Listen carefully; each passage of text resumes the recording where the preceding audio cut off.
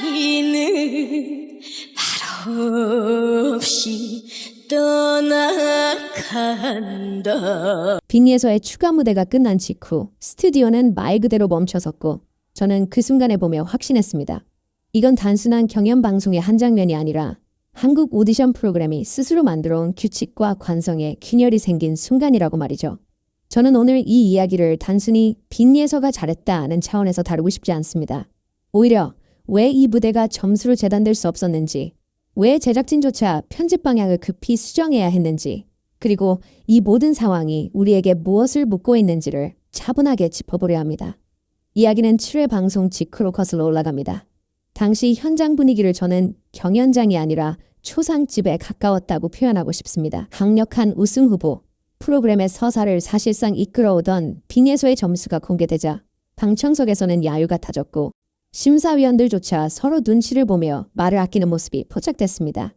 그런데 진짜 이상함은 화면 밖에서 느껴졌습니다. 큐시트를 받아든 신동엽의 표정. 저는 그 얼굴을 보면서 이 사람 지금 멘트를 고민하는 게 아니라 판단 자체를 거부하고 있구나 라는 느낌을 받았습니다.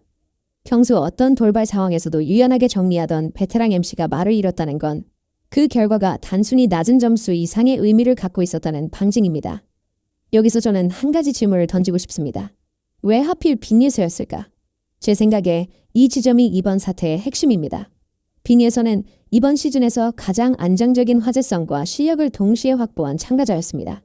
제작진의 입장에서 보면 계속 1등만 하는 그림은 완성도는 높을지 몰라도 서사적 긴장감은 떨어질 수 있습니다. 그래서 흔히 말하는 성장서사, 위기와 극복의 구조가 필요해집니다. 문제는 그 방식이었습니다.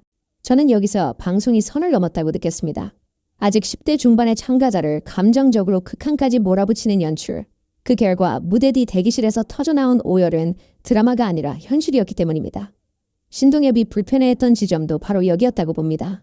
진행자로서가 아니라 어른으로서, 아이를 지켜보는 한 인간으로서 도저히 그냥 넘길 수 없는 장면이었을 겁니다. 저는 그가 결과집계 오류를 재확인해달라고 요구했다는 이야기를 들었을 때 그걸 항의라기보다는 최소한의 책임감으로 해석했습니다. 이건 룰의 문제가 아니라 사람이 감당해야 할 무게의 문제였기 때문입니다. 하지만 이야기는 여기서 끝나지 않습니다.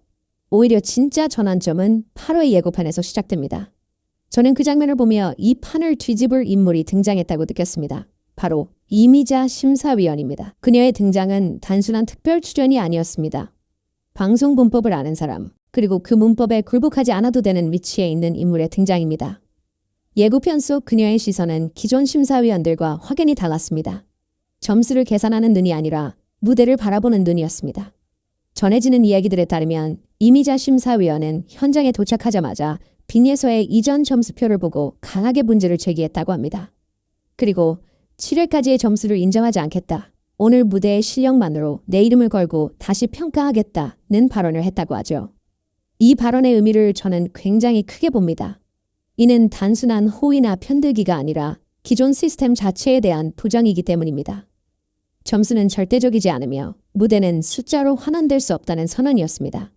이제 모든 부담은 다시 빅예서에게 돌아갑니다. 멘탈이 흔들린 상태에서 모든 걸 걸어야 하는 마지막 무대. 여기서 그녀가 선택한 곡이 윤명선 작곡가의 노래였다는 점은 솔직히 말해 저도 처음엔 이해하기 어려웠습니다. 원곡자가 바로 눈앞에서 심사를 하는 상황. 감정선이나 호흡 하나만 어긋나도 치명적인 선택이 될 수 있는 곡입니다. 하지만 저는 이 선택을 무모함이 아니라 정면 돌파로 해석합니다. 떨어질 거라면 가장 어려운 길에서 떨어지겠다는 선언이었기 때문입니다. 무대가 시작되고 첫 소절이 나오는 순간 저는 확신했습니다. 이건 노래가 아니라 고백이라는 것을요. 이전의 불안, 억울함, 압박감이 전부 음악으로 변환되고 있었습니다. 특히 하이라이트 구간에서 터져나온 고음은 기술이 아니라 감정이었습니다. 그 순간 윤명선 작곡가의 태도가 바뀌는 장면은 상징적이었습니다. 독설로 유명한 심사위원이 고개를 숙였다는 건 평가자가 아니라 관객이 되었다는 의미입니다. 무대가 끝난 뒤 찾아온 정적, 그리고 늦게 터진 기립박수. 이미자 심사위원의 점수로 평가하는 게 미안하다는 말은 이 방송의 정체성을 다시 묻는 질문처럼 들렸습니다. 그리고 결과 발표 순간 다시 큐시트를 든 신동엽의 표정은 이전과 달랐습니다. 확신이 있었습니다. 발표된 점수는 역대 최고점, 단순한 1위가 아니라 구조를 무너뜨린 점수였습니다. 저는 이 장면을 보며 이렇게 정리하고 싶습니다. 이번 회차는 빈예서가 살아남은 이야기가 아닙니다. 기획된 위기를 실력으로 찢어버린 이야기입니다. 방송이 만든 프레임은 오히려 한 명의 참가자를 전설로 만드는 토대가 됐습니다. 이미자 심사위원의 결단, 윤명선 작곡가의 침묵, 신동엽의 태도 변화, 이 모든 것이 합쳐져 하나의 메시지를 만들었습니다. 이 무대는 점수로 재단할 수 없다는 메시지 말입니다. 이제 남은 결승전에서 빈예서가 무엇을 보여줄지는 아무도 모릅니다. 하지만 분명한 건 그녀는 더 이상 신동이라는 보호막 뒤에 숨은 참가자가 아니라는 점입니다. 저는 제작진에게 한 가지를 부탁하고 싶습니다. 더 이상 어린 출연자를 흔들어 서사를 만들지 말고 무대 그 자체로 경쟁하게 해달라는 것. 오늘 제가 전한 이 이야기는 8회 본방송에서 여러분이 직접 확인하셔야 할 이유이기도 합니다. 정의는 반드시 승리한다는 말이 빈예서의 목소리를 통해 어떻게 현실이 되는지 함께 지켜보시기 바랍니다. 솔직히 말하자면 빈예서가 눈물을 흘리는 장면이 방송된 그날 이후의 흐름은 저조차 예상하지 못했습니다. 경연 프로그램에서 눈물은 하나입니다. 하지만 이번만큼은 달랐습니다. 저는 분명히 느꼈습니다. 이 장면은 단순한 감정 연출이 아니라 대중의 감정을 정면으로 건드린 결정적 순간이었다는 것을요. 방송 이후 2주가 지났습니다. 그런데도 빈예서를 향한 반응은 전혀 식지 않았습니다. 오히려 시간이 갈수록 더 커지고 있습니다. 제가 매일 확인하는 영상 플랫폼과 SNS에는 하루에도 수천 개의 관련 영상이 올라오고 댓글 수는 수백만 단위를 넘어섰습니다. 놀라운 점은 그 내용입니다. 비난이 아니라 거의 전부가 보호와 옹호 그리고 위로였습니다.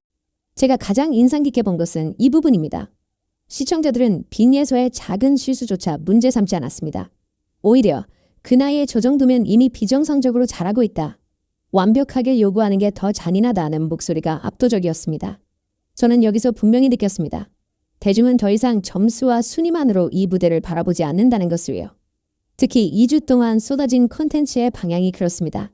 누가 몇 점을 받았는지, 누가 탈락 위기인지보다 빈예서가 어떤 환경 속에서 어떤 압박을 견뎌왔는지를 짚는 영상들이 훨씬 많았습니다. 이것은 팬덤의 움직임이 아닙니다. 명백히 공감의 확산입니다. 저는 이 장면을 보며 한 가지 생각을 했습니다. 이 반응 자체가 어쩌면 우승보다 더 큰 의미를 가진 결과일지도 모른다는 생각입니다. 경연 프로그램에서 보통 살아남는 것은 강한 사람입니다. 하지만 이번에는 달랐습니다. 사람들은 실력 이전에 한 아이를 지켜야 한다는 감정에 먼저 반응했습니다. 부모 시청자들의 댓글을 보며 저는 더 확신하게 되었습니다. 내 아이를 보는 것 같았다. 저 상황에서 안 무너지는 게 이상하다는 말들이 반복해서 등장했습니다. 이 순간부터 빈예서의 눈물은 개인의 약함이 아니라 구조적인 압박을 상징하는 장면이 되었습니다. 중요한 건 이 모든 흐름이 누군가에 의해 기획된 것이 아니라는 점입니다. 어떤 공식 입장도 조직적인 움직임도 없었습니다. 그럼에도